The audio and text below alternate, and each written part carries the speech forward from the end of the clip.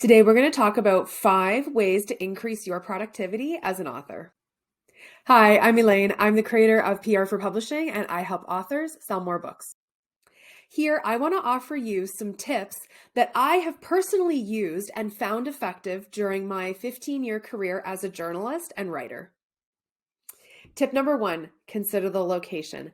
You have to find a writing spot that makes sense for you and also drives your creativity.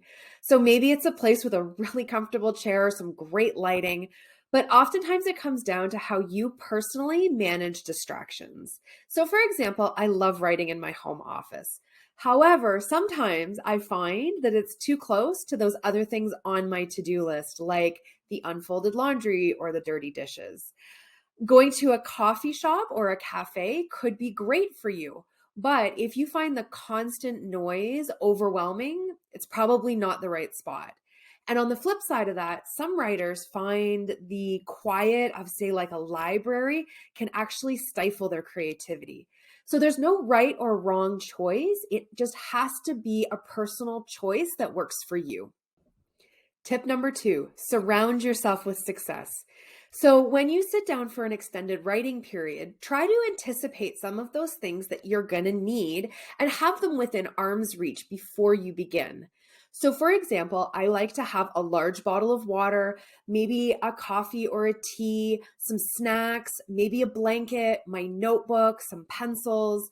Anticipating what I'm going to need during that period helps reduce the number of times that I need to stop and move away from my desk, which is also limiting those distractions.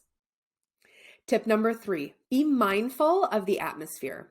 So what we're really talking about here is how your 5 senses will absorb the atmosphere around you, change your mindset, and ultimately affect the output of your writing.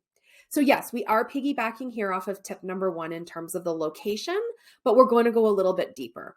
So I want you to think about things like, are you playing soft classical music in the background, or is it poppy and upbeat?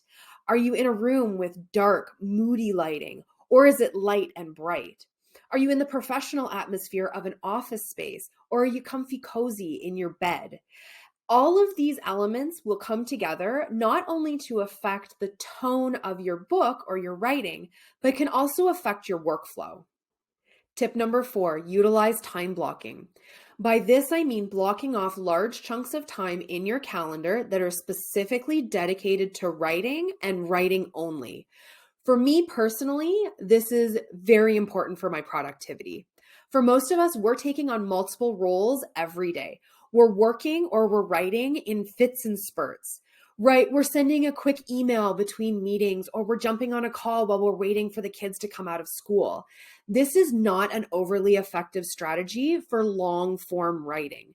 For most of us, it takes some time to settle into that flow where that real magic happens.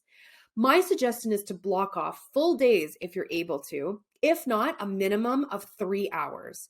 During this time, your email notifications are off, you're accepting no meeting requests, and if possible, your phone is on silent.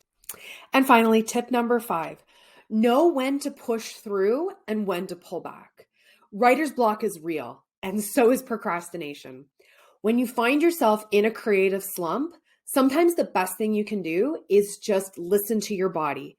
Know when it's time to push forward, but then also recognize that it might be time to pull back. When I say pushing through, I don't necessarily mean just keep writing. Find some other task that you can do that's still moving your book forward, but it's not just pounding on the keyboard. Do some research, sketch out some cover images, maybe go back and proofread a chapter that you've already written. All of these tasks are going to need to be done anyways. So sometimes it's just a matter of changing that perspective on what you're doing during that time. This is very important when it comes to time blocking, because oftentimes you will only have that, few hours that you've blocked off. You've got to keep moving forward with the book. But on the flip side of that, there is a time that you need to pull back.